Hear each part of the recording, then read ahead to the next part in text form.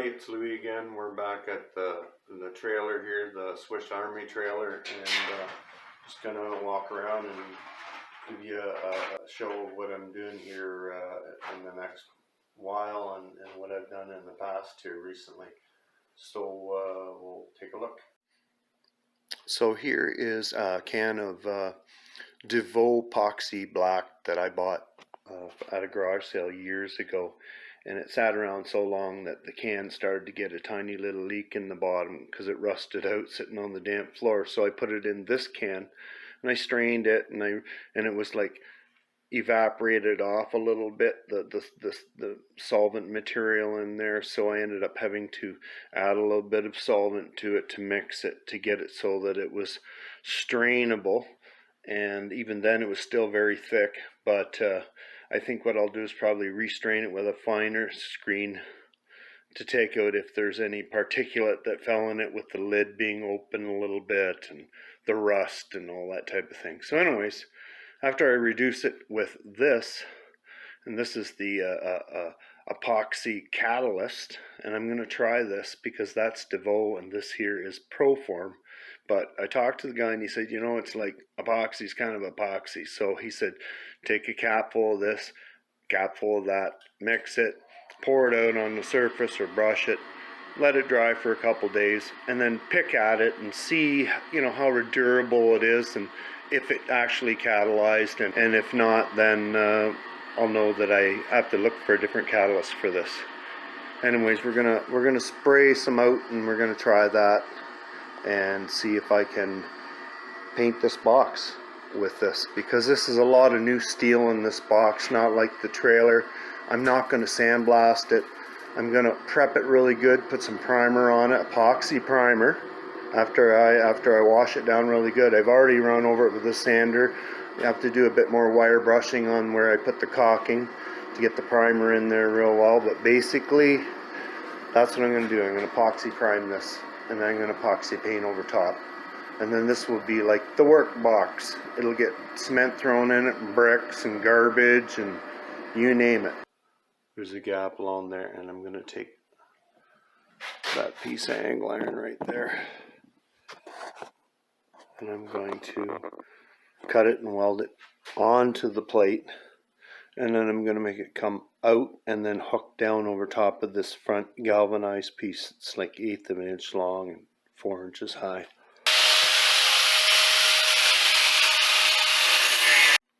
So this here is the caulking that I'm going to use to put on all these seams here, and it's adhesive sealant, and it's black, and I got black because the trailer's gone black.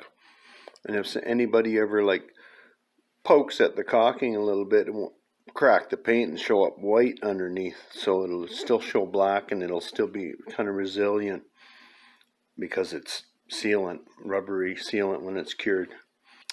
This gets primed underneath and then painted on top. So basically what I've done here is made a hook and then another hook, and this one here is a little deeper than this one. And you're able to lift up on that handle right there and unhook the bottom, but still remain hooked on the top. But this here, it slides up a little bit and you're still hooked in, and then you can swing the gate out. So that's all welded up, and did some grinding on some welds and prepping the surface, taking off some sharp corners, and now basically what I like to do is caulk it. There's some seams on it that I don't want water going into, like right there for instance.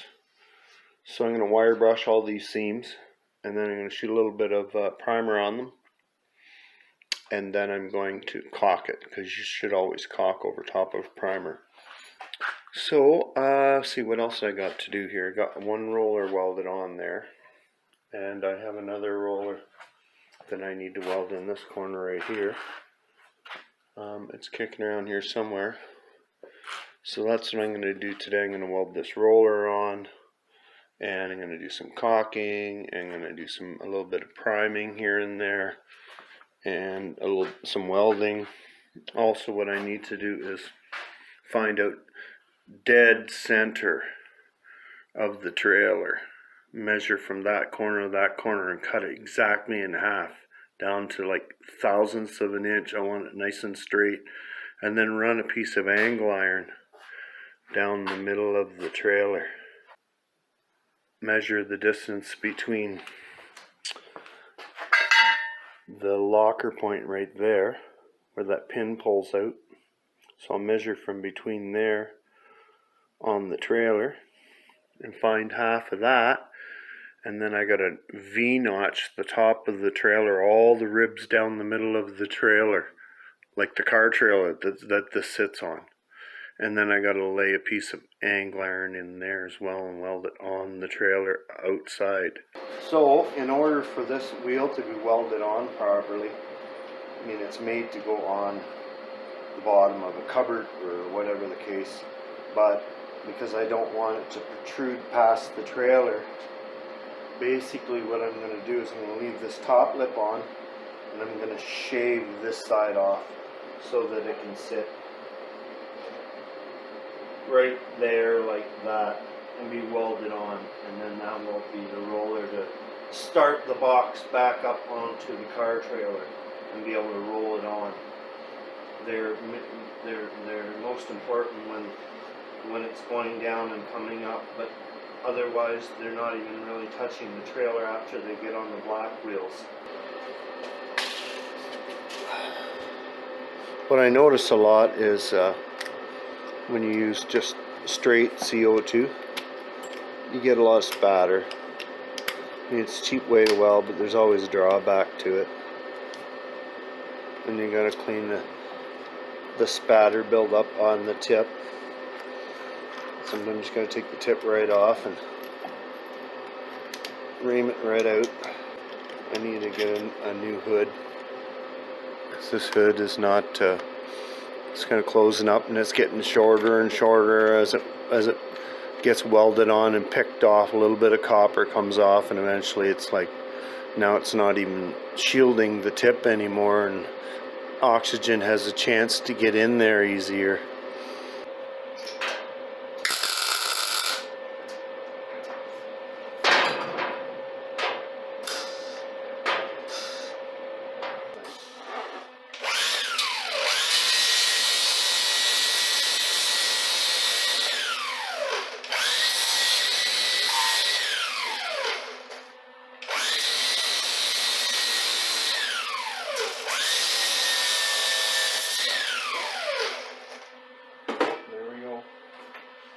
To get it to come out.